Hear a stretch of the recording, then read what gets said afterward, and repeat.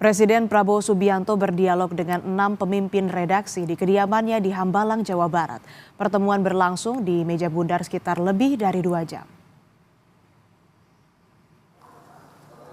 Dalam pertemuannya dengan 6 pemimpin redaksi, Prabowo berdialog membahas berbagai isu yang sedang berkembang hingga menyampaikan beragam hal yang sudah dikerjakan pemerintah.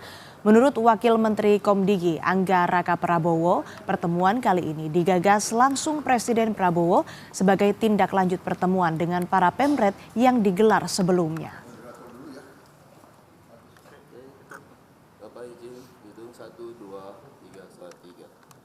Gagasannya dari Presiden langsung. Mungkin bulan lalu ya Presiden sudah sempat berdiskusi dengan teman-teman Pemret semua, waktu itu ada 30 orang. Cuman kan waktu itu suasananya ngalir.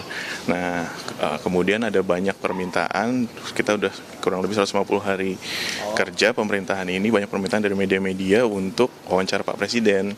Nah, waktu itu Pak Presiden bilang kayaknya sudah saatnya untuk wawancara dan menjawab, mungkin kan banyak juga isu-isu yang sedang berkembang, apa yang Presiden juga ingin menyampaikan apa yang sudah dikerjakan 150 hari ini di pemerintahannya, timbullah konsep ini.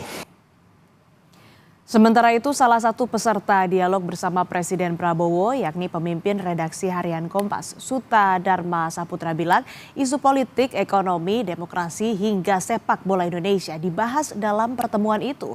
Selain itu, ada isu-isu hangat lainnya, seperti pemberlakuan tarif dagang baru dari Presiden Amerika Serikat, Donald Trump.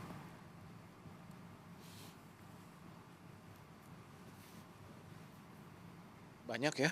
Pertama, Presiden menyampaikan dulu terkait capaian yang sudah diraih oleh pemerintahan Prabowo Gibran. Itu Presiden menyebut 130 hari. Kemudian setelah itu kita beri kesempatan untuk masing-masing Pemret mengajukan pertanyaan.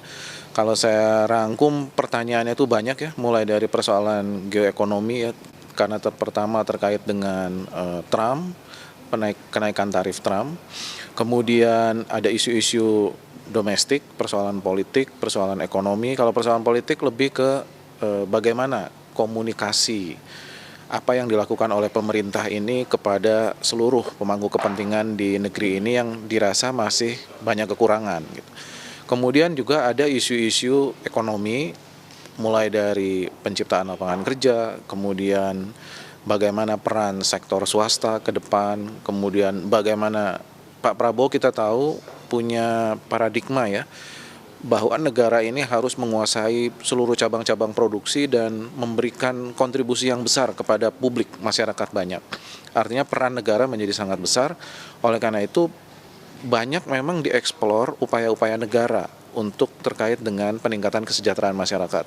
Mulai dari makan bergizi gratis, kemudian Pak Prabowo juga menyampaikan soal pengecekan kesehatan gratis, kemudian pendirian sekolah, kemudian danantara, kemudian koperasi. Jadi banyak hal yang dilakukan, dan yang tidak kalah penting, kita juga menanyakan tentang hal-hal yang terkait demokrasi.